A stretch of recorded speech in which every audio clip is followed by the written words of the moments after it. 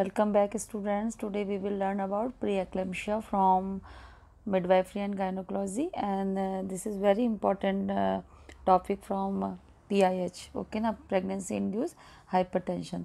तो pregnancy induced hypertension में बहुत सारे मतलब जैसे preeclampsia, eclampsia, gestational hypertension, ये बहुत सारे डिजीज़ कंडीशन है जिसमें कि हम वन बाय वन करके लेंगे और बहुत जल्दी जल्दी इसको फिनिश करेंगे। तो मे बी जो वीडियो है थोड़ा लेंदी हो सकता है, पर मैं ट्राई करूँगी जल्दी से इसको फिनिश करूँ और शॉर्टली आपको समराइज़ करूँ। ओके, पर नोट इसमें आपको पूरे मिलेंगे।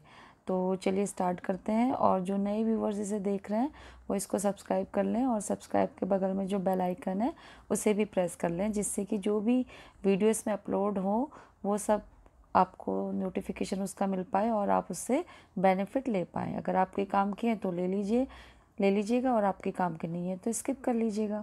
चलिए स्टार्ट करते हैं। प्रेगनेंसी इंड्यूस हाइपरटेंशन क्या है? ठीक है, सबसे पहले हम ये देखेंगे कि प्रेगनेंसी इंड्यूस हाइपरटेंशन क्या है। प्रेगनेंसी में इंड्यूस हाइपरटेंशन जो है वो वुमन जब क्या होती हैं, जो वुमेन जो होती हैं वो पहले जो होती हैं वो नॉर्मेंटेंसिव होती हैं, यानी कि वो पहले उनका जो भी ब्लड प्रेशर वगैरह होता है वो नॉर्मल रहता है बिफोर प्रेगनेंसी। ठीक है, लेकिन वो अग्रावेट हो जाता है हाइपरटेंशन, मतलब जो उनका बीपी होता है वो ज़्यादा हो जाता है। कब हो जाता है? जब वो क्या होती हैं, प्रेगनेंसी से पहले तो नॉर्मल रहता है, लेकिन प्रेगनेंसी के बाद जो होता है वो अग्रावेट हो जाता है। ठीक है, तो आप बोल सकते हैं कि प्रेगनेंसी में induce hypertension women who are normative before pregnancy and में aggravate hypertension in those that are hypertensive before pregnancy. यानी कि आप ऐसा भी बोल सकते हैं कि जो पहले जिनको हाइपरटेंशन नहीं था, यानी कि बीपी की प्रॉब्लम नहीं है, हाइपरटेंसिव हाई बीपी वाली प्रॉब्लम नहीं है, लेकिन डिलीवरी के समय मतलब प्रेगनेंसी के समय जब से उन्होंने कंसीव किया तब से वो क्या हुआ, उनको बीपी रेस होने लगा। या फिर जब वो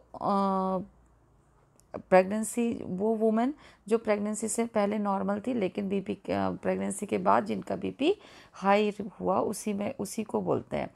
ठीक है, प्रेगनेंसी इंड्यूस हाइपरटेंशन। प्रेगनेंसी में इंड्यूस हाइपरटेंशन की डेफिनेशन अगर हमें देखें तो सारा ही इसमें हाइपरटेंसिव से रिलेटेड, मतलब डिफरेंट टाइप ऑफ कंडीशन आपको मिलेंगी। जैसे कि हाइपरटेंशन जब होता है जब systolic BP more than 140 mg हो जाएगा और डायस्टोलिक बीपी जो होता है मोर देन 90 mm जाएगा। ठीक है, बट क्रॉनिक हाइपरटेंशन कब होता है? Hypertension with pre date pregnancy, यानी कि ये जो होता है हाइपरटेंशन प्रेगनेंसी की डेट से पहले या फिर क्या होगा, और इस diagnose before 20 weeks of gestation, यानी कि जस्टेशन के 20 वीक्स का जब पीरियड है तो उससे पहले, just before the 20 weeks of gestation ये क्या होगा, डायग्नोज होगा, तो उसको बोलते हैं क्रॉनिक हाइपरटेंशन। अब प्रेगनेंसी इंड्यूस हाइपरटेंशन है कि hypertension diagnose after 20 weeks of gestation, यानी कि मतलब 20 हफ्ते की प्रेगनेंसी के बाद हाइपरटेंशन क्या होगा, डायग्नोज किया जाएगा। और in a patient without the history of chronic hypertension, जबकि उनकी कोई भी क्रॉनिक हाइपरटेंशन की हिस्ट्री नहीं थी, जो कि आप इंट्रोडक्शन में देख चुके हैं। एंड प्री एक्लेम्शिया क्या होता है कि प्री एक्लेम्शिया जब होता है, यानी कि PIH के साथ साथ अगर मतलब प्रेगनेंसी इंड्यूस हाइपरटेंशन के साथ साथ जब क्या दिखता है, रीनल इन्वॉल्वमेंट भी हो जाता है, जिसके वजह से क्या होता है कि प्रोटीन एरिया देखने को मिलेगा कि मोर देन 30 mg पर मतलब 24 आवर्स, यानी कि इन 24 आवर्स में क्या होगा कि मोर देन 300 mg जो होगा वो प्रोटीन एरिया उनके यूरिन में, मतलब उनकी यूरिन में प्रोटीन देखने को मिलेगा। ठीक है, तो अकॉर्डिंग टू ACO, यानी कि जो होता है अकाउंटेबल केयर ऑर्गेनाइजेशंस जो होती हैं, उसके अकॉर्डिंग क्या है कि जो diagnose of hypertension in pregnancy is made by the any one of the following criteria of 30 mmHg और मोर। ठीक है, यानी कि इनके अकॉर्डिंग क्या है कि अगर हाइपरटेंशन जो कि प्रेगनेंसी के समय में है वो, मतलब अगर इनमें से कुछ भी है तो वो क्या हो सकता, मतलब 30 mmHg ज़्यादा है मतलब या कम है, या मतलब कम तो नहीं होगा, ज़्यादा ही होगा सिस्टोलिक और जो डायस्टोलिक होता है उसमें। तो उस क्राइटेरिया को उन्होंने इस तरीके से बताया है कि जब जो सिस्टोलिक बीपी होगा वो बढ़ जाएगा और जो वो राइस होगा 15 mmHg या मोर, उससे ज़्यादा भी हो सकता है इन डायस्टोलिक जो ब्लड प्रेशर है, यानी कि ब्लड प्रेशर क्या होगा 15 mmHg से ज़्यादा नॉर्मल से जो है 15 mmHg बढ़ेगा या उससे भी ज़्यादा हो सकता है। और जो सिस्टोलिक ब्लड प्रेशर होता है वो 140 mmHg या उससे ज़्यादा हो जाएगा। और जो डायस्टोलिक ब्लड प्रेशर होगा वो 90 mmHg रहेगा। दीज जो alteration in blood pressure should be एब्जर्व। तो इनको क्या करना पड़ेगा, देखना पड़ेगा जो भी अल्ट्रेशन हो रहा है ब्लड प्रेशर में ऑन एटलीस्ट 2 डिफरेंट ओकेज़न में, ठीक है, एटलीस्ट 6 आवर्स अपार्ट, ठीक है। यानी कि 2 डिफरेंट उसमें आप देख सकते हैं इसको डिफरेंट ओकेज़न में, लाइक सिटिंग में और लाइंग में, ठीक है ना, उस कंडीशन में देख सकते हैं। और एटलीस्ट 6 आवर में, मतलब कि एवरी 6 आवर्स में आप इसको वॉच कर सकते हैं, ऑब्जर्व करना चाहिए इसको। और हाइपरटेंशन को जो होता है प्रेगनेंसी में, यानी कि जो hypertension in pregnancy is classify into the following group, यानी कि जो प्रेगनेंसी में जो हाइपरटेंशन है उसको इन ग्रुप में डिवाइड कर सकते हैं कि एक तो हो गया PIH यानी कि प्रेगनेंसी इंड्यूस्ड हाइपरटेंशन, जिसमें कि प्री एक्लेम्शिया और एक्लेम्शिया आएगा। Chronic hypertension of what ever cause but independence of pregnancy, यानी कि एक क्रॉनिक हाइपरटेंशन होगा जिसका कि जो कि मतलब independent of pregnancy during the pregnancy cause हुआ। और प्री एक्लेम्शिया और एक्लेम्शिया हो सकता है जो super impose on chronic hypertension, यानी कि क्रॉनिक हाइपरटेंशन जो प्री एक्लेम्शिया और एक्लेम्शिया के साथ साथ ये भी सुपर इम्पोज क्रॉनिक हाइपरटेंशन होगा। एंड ट्रांसिएंट हाइपरटेंशन हो सकता है और क्लासिफाइड हाइपरटेंशन, मतलब इसके डिसऑर्डर होंगे। और जेस्टेशनल हाइपरटेंशन भी हो सकता है। तो इस तरीके से इसमें हाइपरटेंशन के अल्ट्रेशन देखने को मिलता है। और डेफिनेशन में अगर बात करें कि वो होता क्या है, तो वो सब हाइपरटेंशन से ही हर उसमें दिखने को मिलेगा आपको कि हाइपरटेंशन जो होता है वो सिग्निफिकेंट प्रोटीनूरिया। हाइपरटेंशन के संग संग क्या होगा कि यूरिन में मतलब प्रोटीन अमाउंट देखने को मिलेगा। और जो सिस्टोलिक ब्लड प्रेशर होता है more than equal to 140 mg होगा, या फिर जो डायस्टोलिक ब्लड प्रेशर होगा वो less than less than equal to 90 mmHg होगा, यानी कि 90 से ज़्यादा भी हो सकता है और उसके बराबर भी हो सकता है, ठीक है। और इसी के साथ साथ क्या होगा, प्रोटीन यूरिया भी होगा जो कि more than and equal to +2 होगा, और more than equal to 300 mg protein होगा इन 24 आवर्स, मतलब पर 24 आवर्स में, ठीक है। या फिर more than equal to 30 mg protein होगा पर mmol। क्रिटिनिन होगा ऑन स्पॉट यूरिनरी प्रोटीन जो होगा प्रोटीन और क्रिटिनिन का रेशियो, ठीक है। यानी कि ये भी जो होता है इसमें एलिवेट हो जाता है। और जो एक्लेम्शिया होगा वो क्या है, जैसे बता दिया कि pre eclampsia formally called toxaemia, इसको जो होता है टॉक्सीमिया भी बोलते हैं। और ये जो होता है जब प्रेग्नेंट वुमेन जो होती है उसमें हाई ब्लड प्रेशर हो जाएगा, यूरिन में उसके प्रोटीन आएगा और उसकी स्वेलिंग हो जाएगी लेग्स में, फीट में और हैंड्स में। तो यही प्री एक्लेम्शिया होता है। It can range from mild to severe, ये माइल्ड से सीवियर भी हो सकता है। यूजुअली हैपन कब करेगा, लेट इन प्रेगनेंसी में, और ज़्यादा देखने को मिलता है। और इसमें क्या होगा कि through it can come earlier and just after delivery, यानी कि ये एक तो डिलीवरी के जस्ट बिफोर होगा या फिर डिलीवरी के जस्ट आफ्टर भी हो सकता है। जैसी डिलीवरी होगी उसके बाद भी ये कॉज हो सकता है। और जो प्री एक्लेम्शिया होता है वो क्या करेगा, लीड करेगा एक्लेम्शिया को। और वो एक्लेम्शिया क्या होती है, एक सीरियस कंडीशन होती है जिसमें कि हेल्थ के लिए, मतलब जो मॉम होती है और जो बेबी यानी कि मदर और फीटस दोनों के लिए क्या रहता है, रिस्क रहता है जो एक्लेम्शिया होता है। और ये इन रेयर केसेस में क्या होता है, कभी कभी डेथ भी हो जाती है। अगर प्री एक्लेम्शिया को ठीक से ऑब्जर्व ना किया जाए, ट्रीट ना किया जाए, तो वो एक्लेम्शिया में चेंज हो जाएगा, ठीक है। और इफ़ पेशेंट है प्री एक्लेम्शिया, जो अगर पेशेंट को प्री एक्लेम्शिया है तो वो उसमें सीजर्स भी आएंगे, यानी कि जो कन्वर्जन्स होंगे वो भी उसमें आएंगे, ठीक है, जो कि पेशेंट को एक्लेम्शिया भी लीड करेगा, ठीक है। और ये कभी कभी होता है एक्लेम्शिया में ज़्यादा देखने को मिलता है सीजर, ठीक है। The only cure of pre eclampsia, यानी कि जब कब होगा प्री एक्लेम्शिया क्योर, जबकि क्या होगा, डिलीवर हो जाएगा बेबी, डिलीवरी हो जाएगी उसकी मदर की। और इवन आफ्टर डिलीवरी, यानी कि ये कभी कभी क्या होता है कि आफ्टर द डिलीवरी भी ये सिम्टम प्री एक्लेम्शिया के जो होते हैं वो देखने को मिलेंगे एटलीस्ट 6 वीक्स ऑफ या उससे ज़्यादा, 6 वीक्स तक भी, या फिर यानी पिपेरियम पीरियड या उससे ज़्यादा भी देखने को मिल सकता है। Patient can help protect herself, जो पेशेंट है वो अपने को क्या कर सकता है, प्रोटेक्ट कर सकता है। कब, जबकि उसको क्या होगा, learning the symptom of pre eclampsia, अगर वो इसके सिम्टम के बारे में जानता है उसको इसके बारे में मालूम है तो वो अपने को क्या कर सकता है, इनसे प्रिवेंट कर सकता है, इन प्री एक्लेम्पशिया से। और by seeing patient doctor for regular prenatal care, और क्या करना है कि डॉक्टर को वो क्या करेगा कि अपने को डॉक्टर को प्रीनेटल केयर के लिए कंटिन्यूएशन में रेगुलर चेकअप करेगा, करवाएगा, या फिर करना चाहिए, जो कि अगर उसको इस तरीके का हाइपरटेंशन अगर हो रहा है तो उसको इसके बारे में पता है तो वो अपना जो है डॉक्टर के फॉलोअप में रहेगा।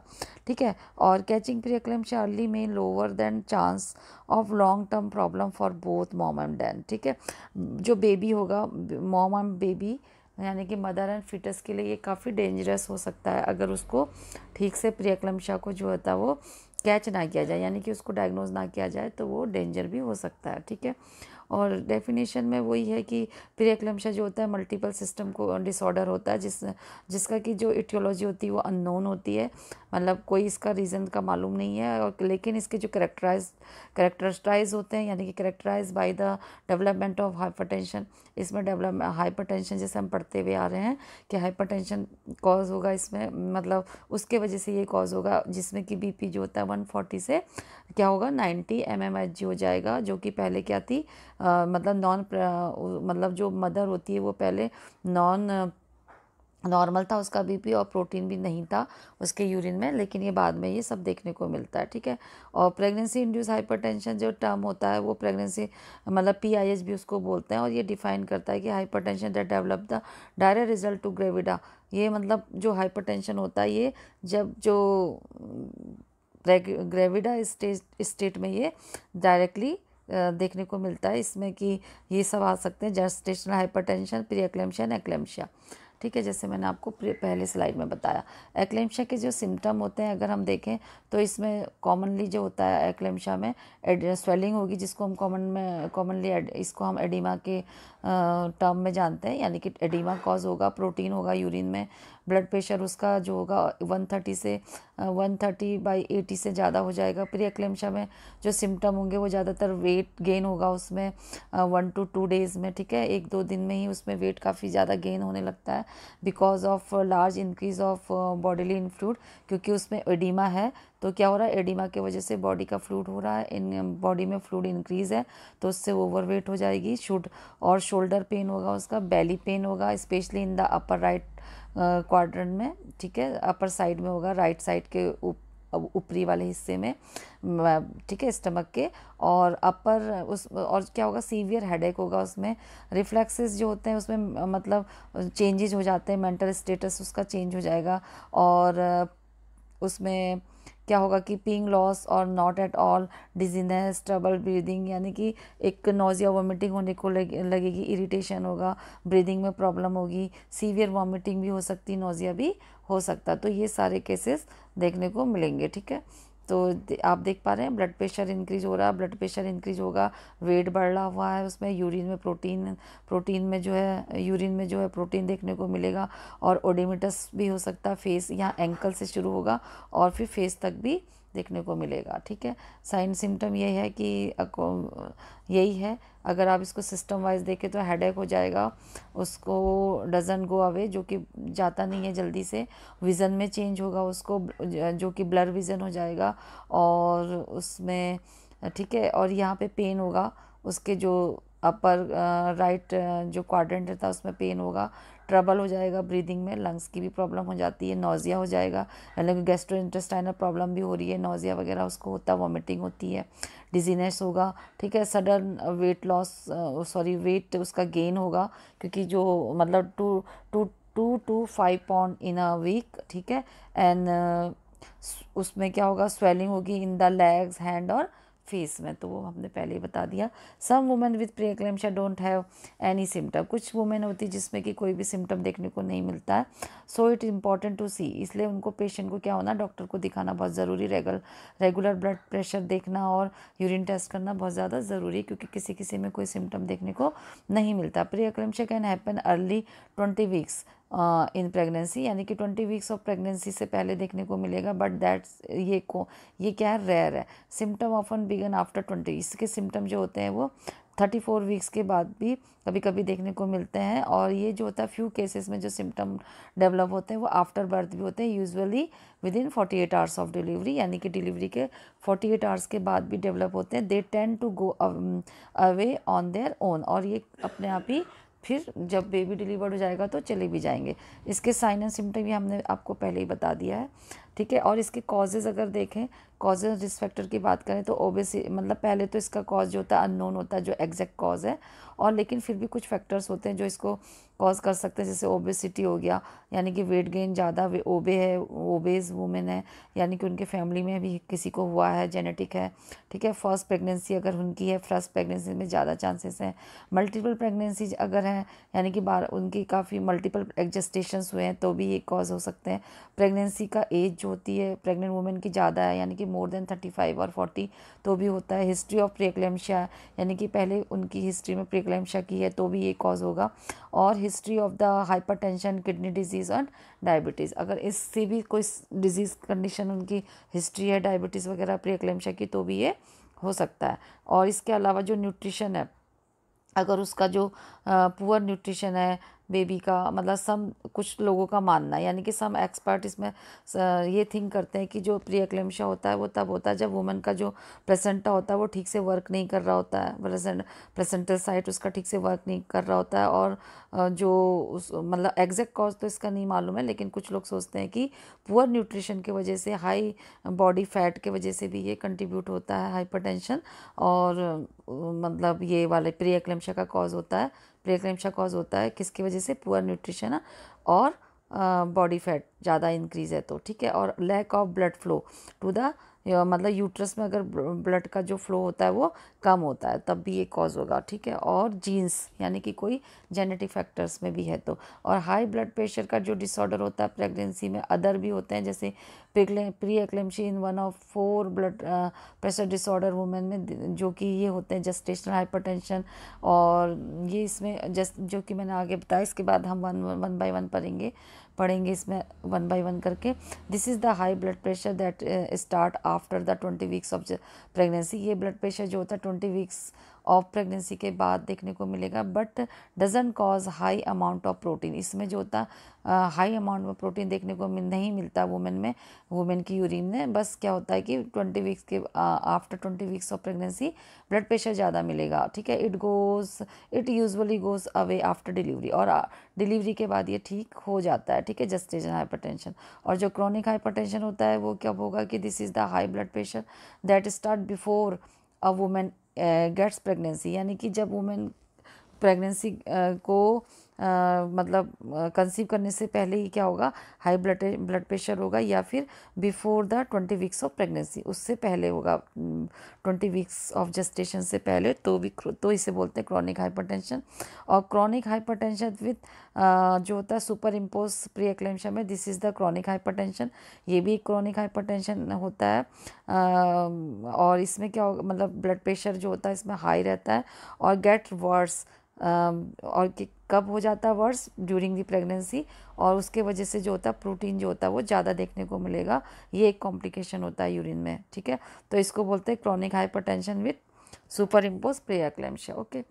और प्री एक्लेम्शिया में जो होता है वो मैंने आपको पहले ही बता दिया, कुछ कैरेक्टरिस्टिक्स होती हैं इसमें, जैसे कि किडनी और लीवर भी फेलियर की कंडीशन इसमें आ जाती है, ठीक है। लीवर और किडनी भी इसमें इन्वॉल्व हो जाएगा, तो जिससे क्या होगा, इनसफिशिएंट ब्लड फ्लो होगा यूट्रस में। एक पॉसिबल कॉजेज़ माने गए हैं, डैमेज ब्लड वेसल्स हो जाती हैं, इनसफिशिएंट ब्लड फ्लो हो जाएगा, और लो इम्यूनिटी सिस्टम भी लो हो जाएगा, और जेनेटिक कॉज भी है, ठीक है। प्री एक्लेम्शिया के रिस्क फैक्टर हम आगे भी देख चुके हैं, इसको फिर से समराइज़ कर लेते हैं। या टीनेजर्स, या जो टीनेजर्स होती हैं उनमें भी होता है, यानी कि लेस देन 18 ईयर्स होगी, और या भी मोर देन 35 और 40 ईयर। और फिर जो भी अफ्रीकन वुमेन में ज़्यादा देखने को मिलेगा, and being pregnant for the first time, जैसे मैंने बताया प्राइमी ग्रेविडा में होगा। और जो बेबीज़ होते हैं वो मतलब उनके जो 2 साल के कम गैप में जब वो डिलीवरी करते हैं, मतलब बेबी कंसीव करते हैं, उनमें 2 ईयर से भी कम का टाइम होता है, या फिर मोर देन 10 ईयर, 10 साल से ज़्यादा का टाइम गैप होता है तो भी ये कॉज होगा। और प्रेगनेंसी जो होती है विद अ न्यू पार्टनर, यानी कि जो प्रेगनेंसी होती है वो न्यू पार्टनर से कंसीव होती है instead of the father of previous, यानी कि जो पहले बेबी के जो फादर हैं वो उससे ना होके जो दूसरे न्यू पार्टनर से भी अगर कंसीव होता तो उसमें भी ये चांस इंक्रीज हो जाते हैं। हाई ब्लड प्रेशर जो होता है वो बिफोर गेटिंग प्रेग्नेंट, ठीक है, मतलब प्रेगनेंसी से पहले ही जो होता है, जब जिसको हाई ब्लड प्रेशर हो तो भी ये कॉज हो सकता है। हिस्ट्री ऑफ प्रीएक्लेम्पशिया हो, मदर और सिस्टर में जो होती है वो प्रीएक्लेम्पशिया हो, कोई भी हिस्ट्री ऐसी है, अगर मदर ओबेज है तो भी होगा, और कैरिंग वन और मतलब ट्विंस डिलीवरी है तो भी होगा। इन विट्रो फर्टिलाइजेशन, यानी कि जो इन विट्रो फर्टिलाइज करते हैं उसमें भी ये होता है। हिस्ट्री ऑफ डायबिटीज़, ल्यूपस और रूमेटॉइड अर्थराइटिस की कंडीशन में भी ये होता है, अगर ऐसी कंडीशन है तो, ठीक है।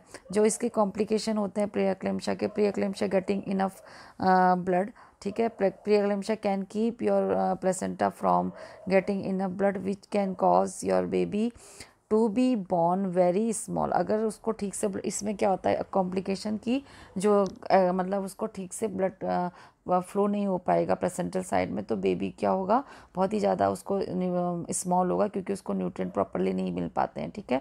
इसको बोलते हैं फीटल ग्रोथ रिटार्डेशन, तो ये भी होता है इसमें एक कॉम्प्लिकेशन, ठीक है। फीटल ग्रोथ रिटार्डेशन की कॉम्प्लिकेशन होगी, प्रीमेच्योर बर्थ होगा, ठीक है। और इसमें जो होता है प्रीमेच्योर बर्थ, क्योंकि न्यूट्रिएंट उसको ठीक से सप्लाई नहीं हो पा रहे हैं, ठीक है। और इंक्लूडिंग द लर्निंग डिसेबिलिटीज़ और epilepsy, cerebral palsy and hearing and vision की प्रॉब्लम इसमें होती है, ये भी कॉम्प्लिकेशन देखने को मिलते हैं। और प्रीएक्लेम्पशिया कॉज रेयर, बट ये तो प्रीएक्लेम्पशिया जो होता है rare but serious complication that include, preeclampsia में ये तो रेयर है लेकिन फिर भी कुछ सीरियस कॉम्प्लिकेशन भी देखने को मिलते हैं, जैसे कि स्ट्रोक, सीजर, फ्लूड जो होगा वो, बिल्डअप इन चेस्ट, यानी कि ये वाले सिम्टम तो रेयर है लेकिन फिर भी कुछ में देखने को मिल सकते हैं। तो हार्ट फेलियर की कंडीशन भी होती है, और reversible blindness, bleeding from no liver and bleeding जो होता है आफ्टर गिविंग बर्थ, यानी कि पीपीएच, ठीक है, ये वाला प्रॉब्लम भी होगा। और प्रीएक्लेम्पशिया और एक्लेम्पशिया जो होता है वो क्या करेगा, डैमेज करेगा पेशेंट के लीवर को और उसके ब्लड सेल्स को। Patient can get a complication HELLP syndrome, इसलिए जो होता है हेल्प सिंड्रोम भी इसमें का भी कॉम्प्लिकेशन होता है, जो मैं प्रीवियस स्लाइड में आपको बता चुकी हूँ, पहले हम इस वीडियो में देख चुके हैं हेल्प सिंड्रोम, इसलिए मैं इसको डिटेल नहीं करूँगी। जो कि स्टैंड करता है हीमोलाइसिस, एच फॉर हीमोलाइसिस मैंने आपको बता दिया था। और EL का मतलब एलिवेटेड लिवर एंजाइम, और LP का मतलब लो प्लेटलेट्स काउंट, तो ये सारा चीज़ें भी इसमें देखने को मिलेंगी, ठीक है। फिर उसके बाद हो गया HELLP syndrome is medical emergency में आता है ये। अगर ये वाला प्रॉब्लम हो रहा है तो इसमें इमरजेंसी में कॉल करना चाहिए, चाहे वो कोई भी नंबर इमरजेंसी को, जैसे कि फॉर एग्जांपल 108 पे कॉल करना है। और उसको उसमें क्या होना, अगर ये वाले सिम्टम देखने को मिलते हैं, ब्लड विजन, चेस्ट और बेली पेन होगा, हेडेक होगा, फटीक होगा, और जो अपसेट स्टमक एंड वॉमिटिंग होगी, यानी कि इरिटेशन हो रहा है, गिडीनेस हो रही है, और इसको स्वेलिंग हो रही है फेस पे और हैंड पे, और उसको ब्लाइंड जो ब्लीडिंग होती है गम से, नोज से। प्रीएक्लेम्पशिया कैन आल्सो कॉज मतलब प्लेसेंटल टू सडनली सेपरेट, यानी कि अब्रप्शो प्लेसेंटा, प्लेसेंटा प्रीविया हमने पढ़ चुके हैं, तो जो सडनली क्या होता है अपनी जगह से वो हटने लगता है उसको बोलते हैं, ठीक है। तो उसमें क्या होगा कि अब्रप्शो प्लेसेंटा भी हो सकता है, this can lead to still birth, जो कि क्या करेगा बेबी को, मतलब स्टिल बर्थ कॉज मतलब उससे होगा, यानी कि बेबी क्या होगा, ठीक मतलब डेथ बॉर्न होगा, ठीक है। स्टिल बर्थ का मतलब होता है डेथ इन ये इनसाइड द यूट्रस, ठीक है। तो अब इसमें कुछ सीवियर कॉम्प्लिकेशन भी होते हैं, जो कि आप देख लीजिएगा, चार्ट मैंने डाल दिया जो कि मैं पहले से ही बताते आ रही हूँ, जिसमें कि आप इस तरीके से भी इसको क्लासीफाई कर सकते हैं कि अफेक्टेड ऑर्गन सिस्टम हो गया, उसके एडवर्स इफेक्ट हो गए, और उसके सीवियर कॉम्प्लिकेशन इंक्लूडिंग द जो टर्मिनेशन ऑफ प्रेगनेंसी, यानी कि जो टर्मिनेशन इंडिकेटिंग, यानी कि जो टर्मिनेशन ऑफ प्रेगनेंसी का इंडिकेट करते हैं, कुछ ऐसे सीवियर कॉम्प्लिकेशन भी हो जाते हैं। तो सबसे पहले सेरिब्रल नर्वस सिस्टम में क्या होगा, हेडेक होगा, विज़न जो प्रॉब्लम आएगी इसमें, तो इसमें ये वाले जो होते हैं सीवियर कॉम्प्लिकेशन होंगे, जैसे कि एक्लैम्शिया वगैरह होगा, ये आप देख लीजिएगा, हम पहले स्लाइड में देख चुके हैं। और कार्डियो जो ये होता है कि कार्डियो रेस्पिरेटरी में सिस्टम में होगा कि चेस्ट पेन होगा, डिस्निया होगा, और जो O2 सेचुरेशन होगा वो लेस देन 97% हो जाएगा। तो जब ये सब होगा तो ये वाले कॉम्प्लिकेशन देखने को मिलेंगे, जो कि आप देख लीजिएगा, अदरवाइज़ वीडियो बहुत लंबी हो जाएगा। और हिमेटोलॉजिकल होगा में आप देख सकते हैं कि ल्यूकोसाइटोसिस हो जाएगा, थ्रोम्बोसाइटोपनिया हो जाएगा, हाई INR PTT, मतलब ये जो होगा कि मतलब कि जो प्रोलॉन्ग PTT मीन होता है कि दैट क्लॉटिंग इज़ टेकिंग मतलब लॉन्गर टू अकर, यानी कि लंबा टाइम लेगा क्लॉटिंग में देन नॉर्मल। ठीक है, नॉर्मल से ज़्यादा टाइम ले लेता है क्लॉटिंग में, मे बी ड्यू टू किस में वैरायटी ऑफ कॉज, क्योंकि बहुत सारे कॉजेज़ हो सकते हैं। और PTT का मतलब होता है कि प्रोथ्रोम्बिन टाइम टेस्ट, और INR का मतलब होता है इंटरनेशनल नॉर्मलाइज्ड रेशियो। ठीक है, तो ये सब चीज़ें इसमें देखने को मिलेंगी, मतलब प्रोथ्रोम्बिन वो भी, और ल्यूकोसाइट का मतलब होता है WBC इंक्रीज़ हो जाएंगे जबकि इन्फेक्शन वगैरह होता है। ठीक है, तो ये सब देखने को मिलेगा, जो कि आप ये देख सकते हैं प्लेटलेट्स का काउंट क्या होगा, बहुत ज़्यादा कम हो जाता है, जिससे कि ब्लीडिंग होगी, कंट्रोल नहीं हो पाएगी। तो ये इसकी कॉम्प्लिकेशन है। रीनल में होगा, मतलब कि जो रीनल में क्या होगा कि क्रिएटिनिन और यूरिक एसिड जो होता है वो ज़्यादा बढ़ जाएगा, तो इसमें ARF हो सकता है, ये जो देख लीजिएगा आप। और हेपेटाइटिस जो होगा, हेपेटिक में क्या होगा कि नौजिया होगा, वोमिटिंग होगा, एपिगैस्ट्रिक पेन होगा, SGOT और SGPT जो होते हैं वो इंक्रीज हो जाएंगे, LDH एलिवेटेड हो जाएगा, बिलिरुबिन एलिवेटेड हो जाएगा, और क्या हो जाएगा, लो प्लाज्मा एल्ब्यूमिन होगा, तो उससे ये वाले कॉम्प्लिकेशन हो जाएंगे, हेपेटिक इम्पेयरमेंट वगैरह। फिर उसके बाद हो गया फीटो प्लेसेंटल जो होगा, उसमें नॉन रिएक्टिव CTZ होगा, और ओलिगोहाइड्रोनियाज होगा, IUGR होगा, और ठीक है, ये सारे देखने को मिलेंगे। एक बार इस चार्ट को आप अच्छे से देख लीजिएगा। प्री एक्लेम्शिया के अगर डायग्नोज की बात करें तो प्री एक्लेम्शिया जो होता है, पेशेंट है प्री एक्लेम्शिया इफ पेशेंट है high blood pressure and at least one of these other sign, यानी कि हाई ब्लड प्रेशर के साथ साथ ये सारे भी देखने को मिलता है। तो ये डायग्नोज होता है प्री एक्लेम्शिया के लिए कि टू मच प्रोटीन होगा यूरिन में, not enough platelets in blood, जैसे हमने देखा कि कम अमाउंट हो जाता है उसका, और हाई लेवल ऑफ किडनी जो होती है related to the chemical in blood. ठीक है, उसमें किडनी का भी इसमें इन्वॉल्वमेंट हो जाता है, उसमें क्रिएटिनिन और यूरिया ये सब इंक्रीज हो जाएगा, प्रोटीन इंक्रीज हो जाएगा यूरिन में। और जो हाई लेवल ऑफ लीवर जो होते हैं, यानी कि लीवर जो एंजाइम्स होते हैं वो भी इंक्रीज हो जाते हैं। ठीक है, और फ्लूइड जो होता है लंग में इंक्रीज हो जाएगा, मतलब बढ़ जाए, मतलब बिल्डअप हो जाएगा। और न्यू है इसमें कुछ इस तरीके का हेडेक होगा कि जो जाएगा ही नहीं उसमें जब तक कि मेडिकेशन आप ना लें, मेडिकेशन लेने के बाद भी कभी कभी ये रहता है। टू कन्फर्म और diagnose doctor might get test, इसको टेस्ट करने के लिए कुछ डायग्नोज मतलब टेस्ट करने होते हैं, जैसे कि blood test, urine test. Blood test करना होगा प्लेटलेट्स को देखने के लिए, और किडनी को देखने के लिए, लीवर केमिकल्स को चेक करने के लिए ब्लड टेस्ट करेंगे, यूरिन टेस्ट करेंगे प्रोटीन को चेक करने के लिए कि यूरिन में है कि नहीं, और अल्ट्रासाउंड करेंगे, नॉन स्ट्रेस टेस्ट करेंगे, और उसका biophysical profile to see how baby is growing. ठीक है, मतलब इसमें देखना पड़ता है कि जो बेबी अगर वॉर्म में है तो बेबी किस तरीके से ग्रो कर रहा है, किस तरीके से उसका ग्रोथ हो रही है, उसको देखने के लिए ये वाले टेस्ट करने पड़ते हैं before the delivery of the baby. ठीक है, एंड ऑप्थेल्मोस्कोपिक एग्जामिनेशन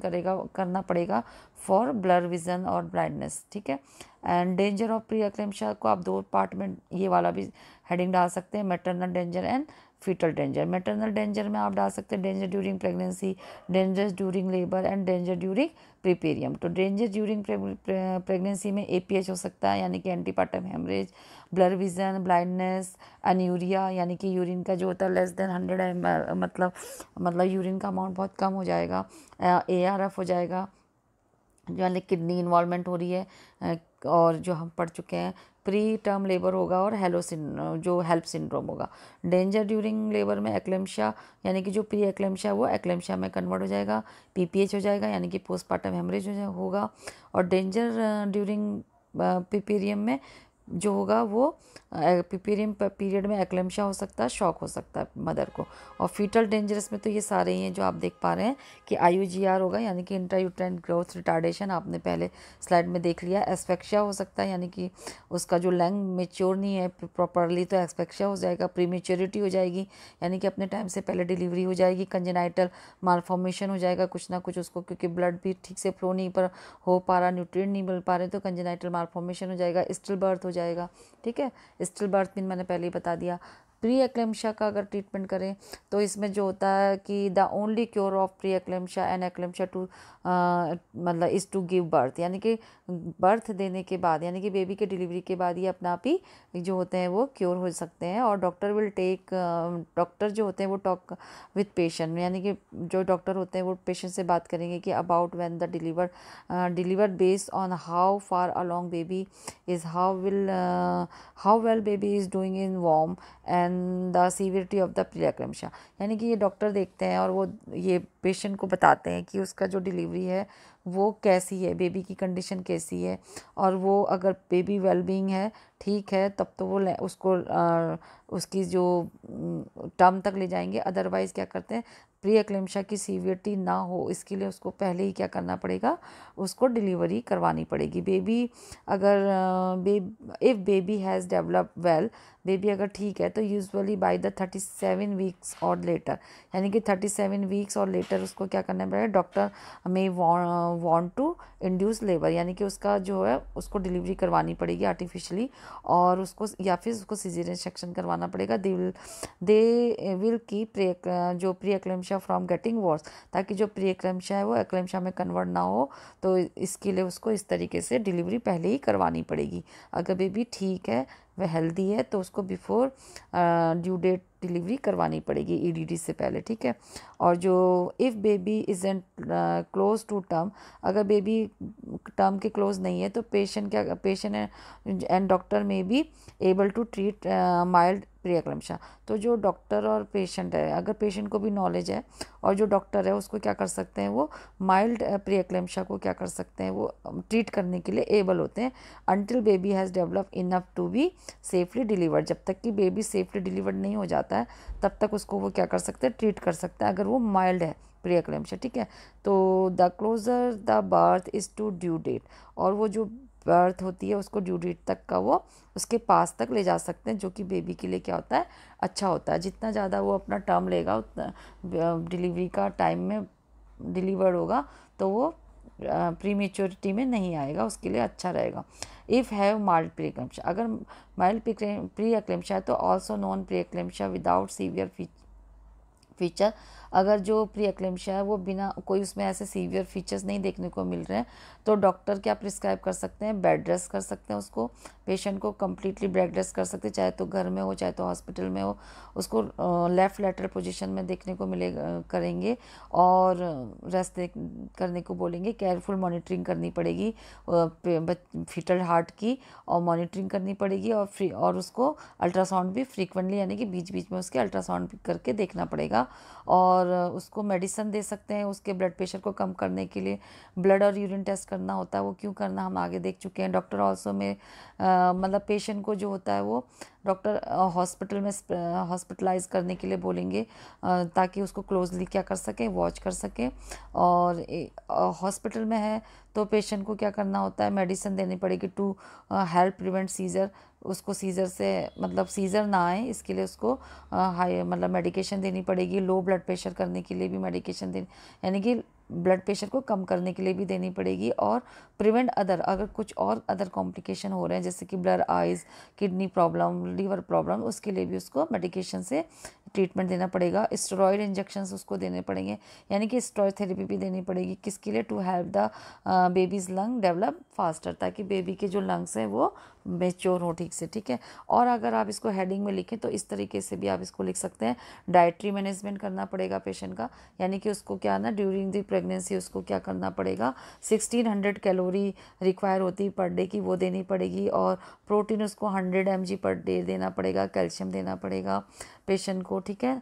तो इस तरीके से आप उसको डाइटरी मैनेजमेंट करेंगे। और एंटी हाइपरटेंसिव ड्रग देनी होगी उसको। उसमें आप कुछ मेडिकेशन के नाम लिख सकते हैं, जैसे कि लेविटालॉल 250 mg 8 आवरली ओरली होता है, और मिथाइल डोपा होगा 250 mg टू 500 mg 8 आवरली, या फिर जो निफिडिपिन होती है वो 10 to 20 mg 12 आवरली, ठीक है। अगर ये सारी मेडिकेशन आप दे सकते हैं, पर अंडर द मतलब प्रिस्क्रिप्शन बाय द डॉक्टर देना होता है इसको, ठीक है। और अगर पेशेंट का बीपी ओरली से भी कंट्रोल नहीं हो रहा, तो आईवी इन्फ्यूज़न के उसको देना होता है अकॉर्डिंग टू दी डॉक्टर। और उसको क्या करना होता है, आईवी फ्लूइड के थ्रू उसको एंटी हाइपरटेंसिव ड्रग स्टार्ट करनी, डायूरेटिक देनी होती है पेशेंट को। डायूरेटिक भी जो होती है वो पेशेंट के लिए देनी पड़ेगी, क्योंकि टू अवॉइड मतलब किसके लिए, because medicine will be reduce blood pressure, क्योंकि ये जो मेडिकेशन होती है डायूरेटिक भी क्या करती हैं, उसको रिड्यूस करेंगी ब्लड प्रेशर, मतलब जो ब्लड सप्लाई को क्या करेंगी टू द प्लेसेंटा। इससे इंट्रा जो फीटस होता है उसको हार्म हो सकता है, अगर ज़्यादा ब्लड प्रेशर होगा, ज़्यादा ब्लड फ्लो होगा प्लेसेंटल साइड में, तो भी हार्म हो सकता है। तो इसलिए उसको, और एडिमा हो सकता है, इसके लिए उसको डायूरेटिक देनी पड़ेगी पर्सन को, मतलब लेडी को, ठीक है। सडेटिव ड्रग भी देनी पड़ेगी, ताकि पेशेंट क्या कर सके, रेस्ट कर सके, स्ट्रेस हार्मोन उसके रिलीज़ ना हो और उसकी डिलीवरी पे इफेक्ट ना हो। तो उसके लिए उसको आराम से क्या करना पड़ेगा, सडेटिव देनी पड़ेगी, नहीं तो उसका ब्लड प्रेशर भी क्या हो सकता है, इंक्रीज हो जाता है अगर इमोशनल फैक्टर्स के थ्रू। लग्जेटिव देनी पड़ेगी ताकि कॉन्स्टिपेशन से प्रिवेंट हो।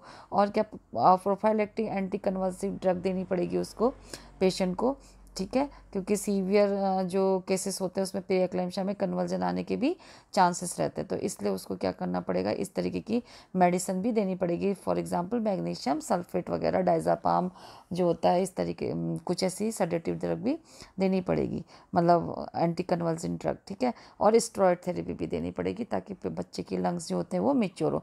अदर ट्रीटमेंट में इंजेक्शन में मैंने बता दिया, मैग्नीशियम सल्फेट देना पड़ेगा, जिससे कि MgSO4 क्या करेगा, एक्लेम्पशिया को क्या करेगा, रिलेटेड टू सीजर उसको प्रिवेंट करेगा, ठीक है। और हाइड्रोलाइजिंग और अदर ब्लड प्रेशर ड्रग देनी पड़ेगी, वो मैंने बता दिया।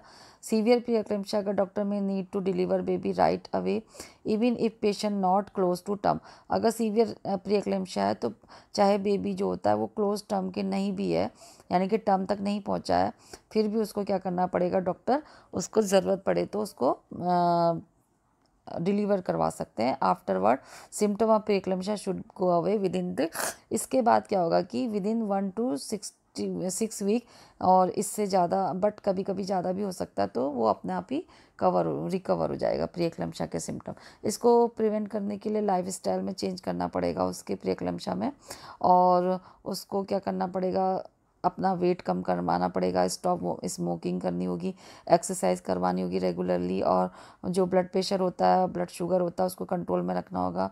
और जो doctor might also tell patient to talk patient, मतलब उसको पेशेंट को बोलना पड़ेगा कि उसको लो डोज, यानी कि मतलब 81 मिलीग्राम जो होता है एस्पिरिन ईच डे, यानी कि ये डॉक्टर के एडवाइस के साथ ही लेना होता है, but doesn't take any medication. उसके अलावा बिना डॉक्टर के एडवाइस के कोई मेडिकेशन नहीं लेनी होती, चाहे वो सप्लीमेंट वगैरह ही क्यों ना ले रहे हो। तो thank you guys for watching this video. Please do like, share, comment and subscribe this channel. Good bye, take care.